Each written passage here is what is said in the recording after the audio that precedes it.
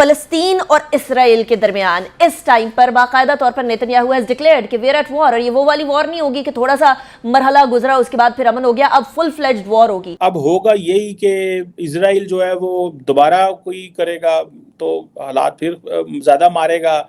उनके पास ताकत है, इंटरनेशनल सपोर्ट है, यूनाइटेड नेशंस है, सिक्योरिटी काउंसिल है, वो आपको उड़ा के रख देंगे। मैं अभी नरेंद्र मोदी का एक ट्वीट था वो मैं देख रही थी, उन्होंने कहा कि इसराइल के साथ हम खड़े हैं, तो ये जो गठजोड़ है ये भी काफी हद तक वाज़े है। मोदी साहब ने आज ट्वीट किया सुबह, उन्होंने कहा कि this is a terrorist attack on Israel. Gaza tower के ऊपर और बड़ी जगहों पे अटैक्स की इसराइली फौज तमाम, और हमास की तरफ से जो लेटेस्ट बयान आया है कि अगर तुम्हारे पास असला है जहां पर भी हो तो निकाल लो। और इसमें जो अब होगा रिटेलिएशन में, जो इस वक्त नेतन्याहू साहब ने कहा है कि we are in war and we will win this war, और आपको उनके सोर्सेज रिसोर्सेज का अंदाजा है कि उनके पास टेक्नोलॉजी उनके पास है, पैसा उनके पास है। अब इसराइल तो पूरा हिसाब किताब लेगा, बेंयामिन नेतन्याहू है। इंडिया अपने ब्रह्मोस मिसाइल चाहता है हालात को गरमाने के लिए, लेकिन उनकी जितनी अच्छी दोस्ती है इसराइल के साथ, इसराइल अगर चाहे तो वो कहेंगे हाँ जी ठीक है। जो इजरायली सोल्जर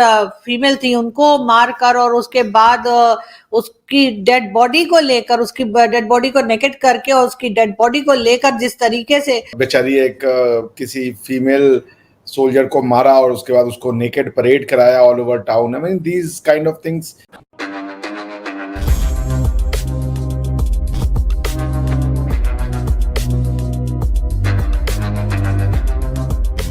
दोस्तों, अब तक आप जान चुके होंगे कि इजराइल ने हमास के खिलाफ ऑफिशियली जंग का ऐलान कर दिया है, जिसे देख करके अब पाकिस्तान और पाकिस्तान के प्रोपेगेंडा मीडिया सहम उठी है।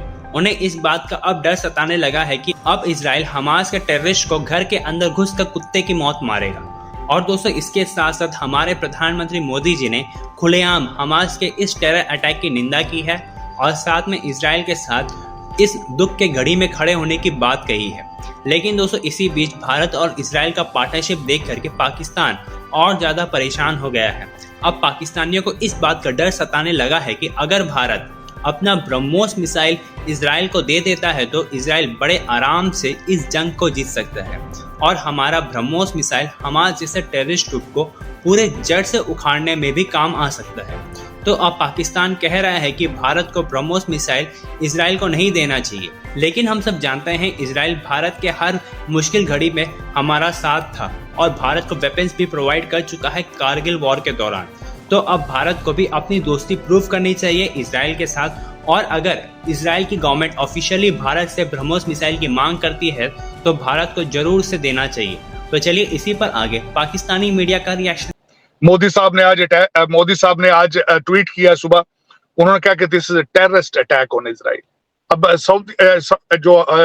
भारत है बिलखुसूस हमेशा बड़ी फाइन लाइन के ऊपर इजराइल के साथ चलता है। मैं उसका बैकग्राउंड भी बताना चाहूंगा। 1950 में इन्होंने रिकॉग्नाइज किया इजराइल को, लेकिन 1992 तक उनके साथ सफारती रिलेशनशिप नहीं रखे, और वो हमेशा, और हमास को वो कभी टेररिस्ट नहीं कहते थे। फलस्तीन के मामले में भारत हमेशा सेंसिटिव रहा है क्योंकि भारत के अंदर जो मुसलमान पॉपुलेशन है काफी ज्यादा है, उसके हवाले से। लेकिन अब मेरे ख्याल में मोदी साहब is coming out of the crease, और आज उन्होंने जो कहा है कि it's a terrorist attack on it, और उन्होंने भी उस कैंप को ज्वाइन किया है।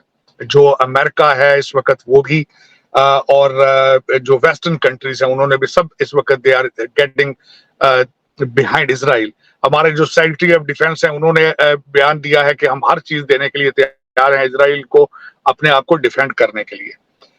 उसके बाद खासकर जो अगर रिलेशनशिप देखे जाएं तो भारत के रिलेशनशिप जो इजराइल के साथ बहुत पुराने हैं, जिसमें वो यहाँ तक कहते हैं कि हमारी जितनी जंगें हुई हैं उसमें इजराइल ने हमें सपोर्ट किया। मैं उसमें हवाला अभी रिसेंट उनके जो नए आपस में मुआहदे हैं I2U2 के हवाले से देखा जाए, और वो दूसरा 7.5 बिलियन डॉलर की ट्रेड करता है भारत इजराइल के साथ, और उनके जो रिलेशन, जो उनके प्रोडक्ट है उनको कहा जाता है ट्रिपल डी, डिफेंस, डायमंड्स और ड्रिप एग्रीकल्चर, जो ड्रिप इरिगेशन के हवाले से एक दूसरे के साथ चीजें शेयर करते हैं। 18,000 के करीब इस वक्त भारतीय जो हैं वो इजराइल के अंदर हैं, जिनमें 3 किस्म के लोग हैं। एक तो जो डायरेक्ट जो एल्डरली इजराइलीज को टेक केयर करने के लिए, उसके बाद जो IT के लोग हैं वो हैं जो स्टार्टअप के लिए, और तीसरे लोग जो है जो डायमंड ट्रेडर हैं, क्योंकि इजराइल इज बिग और भारत में भी बहुत, गुजरात एरिया के अंदर डायमंड की बहुत बड़ी मार्केट है। अब इसमें मैं ये बताना चाहूंगा कि चीमा साहब, इसके आज जो सिलसिला जारी हुआ है दोनों तरफ से, जो चीजें बड़ी सेंसिटिव हैं। एक तो वो उन्होंने क्रॉस करके बॉर्डर कुछ टैंक उनके तबाह किए, डिफेंस, बल्कि उनके आर्मी तनसीबात के अंदर भी जो है वो हमास वाले जा चुके हैं। 50 के करीब हॉस्टेजेस, जिसमें उनके फौजी भी और सिविलियन भी हैं, उनको भी उन्होंने 50 को वो खींच कर वो अपने गाजा स्ट्रिप में जा चुके हैं। उसके बाद घरों के अंदर इस वक्त इसराइलियों को हॉस्टेज बनाया उन्होंने। और मैं समझता हूं कि उन बयानिया के हिसाब से तकरीबन 80 इसराइली मार चुके हैं, 700 करीब जख्मी हैं, लेकिन 250 से ज्यादा इस वक्त फलस्तीनी जो हैं वो भी मारे जा चुके हैं। लोग इस वक्त जो हैं वो फलस्तीनी भी भाग रहे हैं अपने घरों से निकल के, और इजराइल वाले भी जो अपनी सेफ्टी और सेफ जगहों पे जाने के की तरफ जा रहे हैं। इसमें दो ममालिक जो हैं उन्होंने स्टेटमेंट दी है। ईरान ने खैर उनको सराहा है, ईरान ने कहा है कि they are fighters, they are, उन्होंने कांग्रेचुलेट किया है। टर्की ने जो है वो स्टेटमेंट मिडिल ग्राउंड पे जाके दी है, तैयब एर्दोगान ने। उन्होंने कहा है कि दोनों साइडों को देख कर आगे चलना चाहिए, लेकिन देखें आगाज तो हमास ने किया है। आज सुबह 7 बजे उन्होंने सरप्राइज दिया है, उन्होंने ultimately the ball is in Hamas court कि why they started it and they should be held responsible for the consequences. लेकिन टर्की ने भी जो है वो मिला जुला सा स्टेटमेंट दिया है। और यहाँ पे मैं एक और बात बताऊंगा, उनके जो हमास के इस वक्त हेड हैं इस्माइल हानिया जो है, उनका वो ज्यादा टाइम कतर में गुजारते हैं, दोहा में। कतर उनका सबसे बड़ा फाइनेंसर है इस वक्त। दूसरे नंबर पर जो उनका फाइनेंसर है वो टर्की है, और तीसरे नंबर पे ईरान है। ईरान $100 मिलियन हर साल हमास को देता है। जारी बात है, इंडिया अपने ब्रह्मोस मिसाइल चाहता है हालात को गरमाने के लिए, माहौल को गरमाने के लिए, लेकिन जारी बात है उन्होंने कोई भेजने तो थोड़े ही हैं इस हवाले से। लेकिन उनकी जितनी अच्छी दोस्ती है इसराइल के साथ, इसराइल अगर चाहे तो वो कहेंगे हाँ जी ठीक है।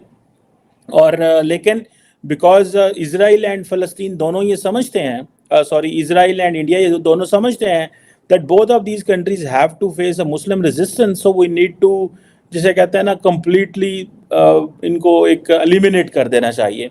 जो इस वक्त नेतन्याहू साहब ने कहा है कि we are in war and we will win this war, और आपको उनके रिसोर्सेज का अंदाजा है कि उनके पास टेक्नोलॉजी उनके पास है, पैसा उनके पास है, वेस्टर्न सिविलाइजेशन उनके पीछे है, और इसमें जो नुकसान होगा सबसे ज्यादा वो फलस्तीनियों का होगा, मुसलमानों का होगा।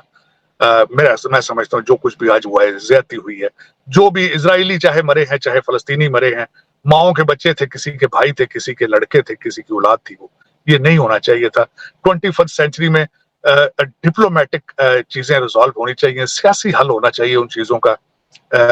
अब मेरे ख्याल में आर्मामेंट और ये जंगें, ये चीजें अब माजी होती जा रही हैं मेरे ख्याल में आज। लेकिन इसमें देखा जाए तो अब आगे जो पैलेस्टीनियन काज है उसको it's a big damage for them. Saudi Arabia की जो डिप्लोमेसी थी, जो उनका एक ख्वाब था, ओरिजिनली अगर देखा जाए तो मोहम्मद बिन सलमान ही इज टारगेटिंग 2030 उनकी विजन का नाम है, जिसमें वो अमेरिका के साथ एक अपना डिफेंस एग्रीमेंट चाहते थे, कॉन्ट्रैक्ट चाहते थे, और उसके बाद वो फोकस करना चाहते थे कि what will happen to the kingdom of Saudi Arabia after the oil. तो वो that was his focus about. आप आजकल देखा होगा आपने, Saudi Arabia is building big resorts और बिग सिटीज और बिग आफ्टर ऑयल की बातें हो रही हैं। तो वो चाहते थे कि वो विल मेक द यूरोप। अब उनको कुछ उसको शाक होगा, वो चीजें रुकेंगी। पूरी दुनिया के मसाइल इस वक्त जो है वो अब फोकस होगा फलस्तीन के ऊपर, बल्कि यूक्रेन काज को भी डैमेज होगा, ताइवान के काज को भी डैमेज होगा।